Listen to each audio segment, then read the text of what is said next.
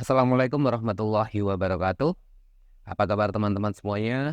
Semoga di hari ini teman-teman dalam kondisi sehat dan bisa menonton video ini sampai selesai. Selamat datang kembali di channel ini, channel yang selalu membahas media digital di seputar dunia pendidikan. Dan di kesempatan ini, di video kali ini, saya tidak lagi membahas ARKAS ya. Karena bagi saya, ARKAS sudah selesai. Kita akan beralih ke ANBK. Di ANBK ini saya akan membahas tentang perbedaan moda online dan moda semi online. Jadi di sini saya akan menjelaskan kekurangan dan kelebihan di antara keduanya. Mungkin untuk lebih jelasnya kita langsung ke topologinya. Teman-teman semuanya, ini adalah topologi moda online. Jadi kurang lebih rangkaiannya seperti ini ya. Yang di sebelah sini ini ada 3 klien. Di sini saya hanya menggunakan contoh 3 klien saja. Dan yang ini adalah internet atau IndiHome yang ada di lembaga kita. Dan ini sebagai proktor atau kemudinya ya. Ini yang mengontrol semuanya. Ini adalah server Pusmenjar. Nah, di sini di gambar ini semuanya saling berhubungan ya, berkomunikasi. Dan untuk teman-teman semuanya di luar, saya yakin pasti banyak yang memilih moda online. Karena memang moda online yang pertama itu kelebihannya adalah murah. Jadi kita hanya butuh laptop klien dan proktor dan internet, itu saja kita sudah bisa menjalankannya. Dan yang kedua kelebihannya adalah simple. Kita tidak perlu membeli hub. Kita tidak perlu sinkronisasi ya, kita tidak perlu menginstal VHD dan yang lain-lain, kita hanya butuh internet. Nah, tapi di samping itu, banyak kekurangan di mode online ini. Yang pertama kekurangannya adalah, di mode online ini klien itu sangat bergantung ke internet. Jadi kalau kita akan melakukan dengan mode online, kita harus memiliki internet yang stabil, minim 20 MB ya. Karena kalau kita memiliki internet yang tidak stabil, pasti akan mengalami banyak kendala di pelaksanaan nanti. Untuk kekurangan yang kedua adalah lemot. Nah, kenapa saya bisa mengatakan seperti itu? Karena gini, kalau kita lihat di gambar ini, semua berhubungan, semua berkomunikasi, semua nyambung ya, jadi satu. Ada jaringannya ini, garis-garis ini. Dan di sini sangat tergantung ke router kita ataupun internet yang ada di lembaga kita, atau kasarannya IndiHome ya. Jadi sangat bergantung ke internet. Kalau anggap saja di sini internetnya sudah stabil ya, tidak down. Jadi bandwidthnya tetap stabil, anggap 20 MB, 20 MB terus gitu ya. Nah, tapi tetap itu masih menurut saya bisa lemot karena gini, kalau kita melaksanakan ANBK pada tahap pelaksanaan otomatis kan jadwalnya banyak yang bersamaan ya. Nah, soal itu ada di server sini dan server ini dikeroyok-royok beberapa ataupun beratus-ratus lembaga. Jadi cepet-cepetan masuk ke server ini. Itu mengandalkan internet kita dan kapasitas ataupun performa laptop kita, itu juga sedikit berpengaruh ya. Jadi kalau saya kasih garis merah gini, soalnya kan di sini klien ini mau mengambil soal ke sini, itu kan harus melalui internet. Ini saya kasih garis merah ya. Nah, seperti ini hubungannya, seperti ini. Nah, seperti jadi klien ini ngambil soalnya seperti ini, seperti garis merah ini jalurnya. Nah, ini tergantung internetnya. Kalau internetnya sudah stabil, oke lah, internet sudah stabil. Tapi ini juga dikeroyok-keroyok oleh banyak lembaga. Jadi kita cepet-cepetan ya. Semakin besar internet kita, itu akan semakin kita ada di depan. Jadi seperti itu. Dan kekurangan yang ketiga adalah lama untuk menyelesaikan masalah. Maksudnya seperti ini. Ketika kita melaksanakan ANBK, sudah mulai pelaksanaan ya. Nah, di tengah jalan ada salah satu sedikit kendala. Contoh klien 2 hang ataupun mati, ataupun tidak bisa dioperasikan. Nah, otomatis kan kadang butuh token baru, soal keluar kan, ketika masuk lagi kita butuh token. Nah, token kan ini yang memerintahkan kan, karena kadang tiap berapa menit token kan ganti. Nah, ini mau memberikan token ke klien 2 itu tidak langsung seperti ini. Jadi tetap kita harus mengandalkan internet, tokennya lewat di internet ini. Makanya kadang itu sangat susah untuk tokennya sampai ke sini, karena di server ini tuh banyak yang mengakses, ada beratus-ratus lembaga, sementara di satu lembaga ada beberapa komputer, kan seperti itu.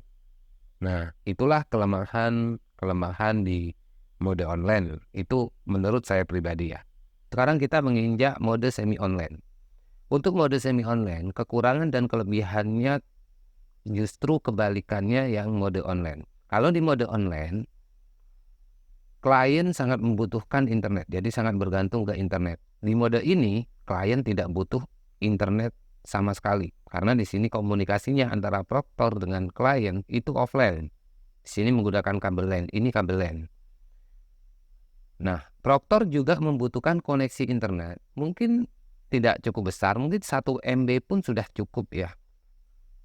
Jadi proktor itu membutuhkan koneksi internet hanya untuk merequest token dan sinkronisasi itu saja. Dan yang kedua perbedaannya, kalau di online soal tersimpan di Pusmenjar yang diakses beratus-ratus lembaga. Dan kalau di sini soal ada di proktor. Jadi ini langsung komunikasinya, makanya ketika pelaksanaan kalau kita menggunakan semi online itu pasti tidak akan mengalami kendala. Sekalipun itu mengalami kendala, proktor akan dengan mudah menyelesaikannya karena di sini komunikasinya cepat. Ini kita menggunakan kabel LAN, itu pun offline, tidak membutuhkan internet. Dan untuk kekurangan semi online, yang pertama biayanya mahal. Ini server harganya kan tidak murah. Di sini juga ada hub, kita harus membeli hub, dan kita juga membeli kabel LAN. Kabel LAN harganya berapa mahal kan? Nah, itu kekurangannya. Dan yang kedua, tidak praktis. Jadi kalau kita memilih mode semi online, kita harus sinkronisasi dulu sebelum pelaksanaan. Kedua, kita harus install VHD dan VirtualBox ya. Dan mungkin banyak lagi penunjang-penunjang yang lainnya. Tapi, kalau kita memilih mode seperti ini, saya pastikan selama pelaksanaan tidak akan mengalami kendala sedikit pun. Sekalipun itu tidak ada internet sama sekali ya. Kalau tidak punya internet, kita bisa menggunakan hotspot HP bisa di sini. Hanya untuk request token dan sinkron jawaban. Tapi saya tidak menyarankan teman-teman untuk memilih mode semi online yang seperti ini ya. Karena untuk semi online yang model seperti ini biayanya cukup besar. Otomatis kita harus mengeluarkan uang yang cukup banyak ya untuk membeli penunjang-penunjang yang lainnya. Saya menyarankan teman-teman untuk memilih mode semi online yang menggunakan wireless. Kita tidak usah menggunakan kabel LAN. Mungkin untuk lebih jelasnya kita langsung lihat di topologinya. Nah, ini adalah mode semi online yang tidak menggunakan kabel LAN ya, atau menggunakan wireless. Ini tanda saya kasih tanda petir ini artinya tidak ada kabel, dia menggunakan jaringan saja. Jadi perbedaan antara semi online ini dengan semi online yang menggunakan kabel LAN itu ada di biaya. Untuk mode semi online yang seperti ini, biayanya tidak mengeluarkan uang yang cukup banyak ya. Kita hanya menambah satu router saja. Kalau ini kan router IndiHome ya, router yang ada di lembaga kita. Dan ini router tambahan.